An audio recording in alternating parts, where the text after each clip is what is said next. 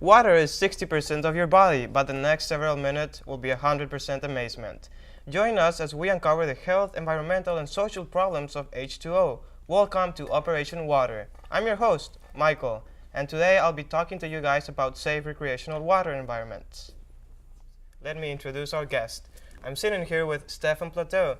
He's currently a student at American University, and last summer he was employed in his local swimming pool back in Nicaragua. Thank you for joining us today, Stefan. I'm glad to be here, Michael.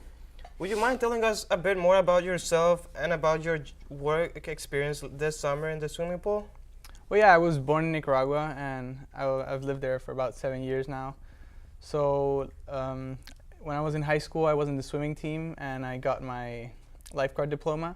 So last summer, I decided to work at a local club as a lifeguard at the pool. What kind of pool were you working in? A chlorine or salt water, indoor or outdoor pool?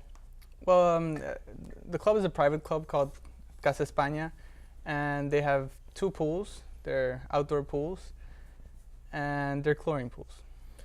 And what are some special precautions you had to take in order to maintain this pool? Well, the most important thing with a pool is to keep the water clean.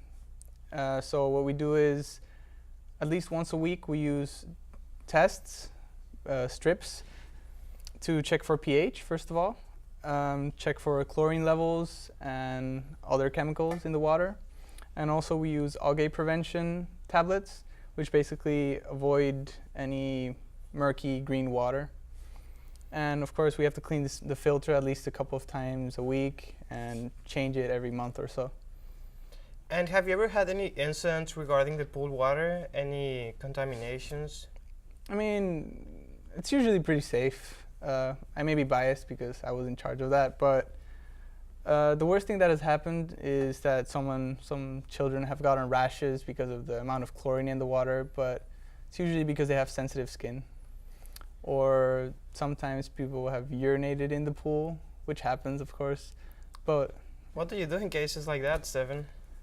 I mean, usually we just ask people to get out of the pool for a few minutes just for the filters to clean up the water, but it poses no danger whatsoever.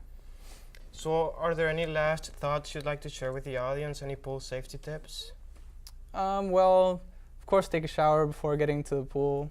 If you see that the water is green or murky or the walls are slimy, don't get in because it's not being cleaned well.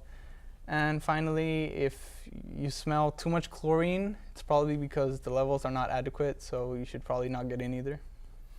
Well, thank you so much for joining us today, Stefan, and I hope this has been an instructive episode for you guys. And as the tide leaves the shore, it's time for us to part. See you all next week on Operation Water.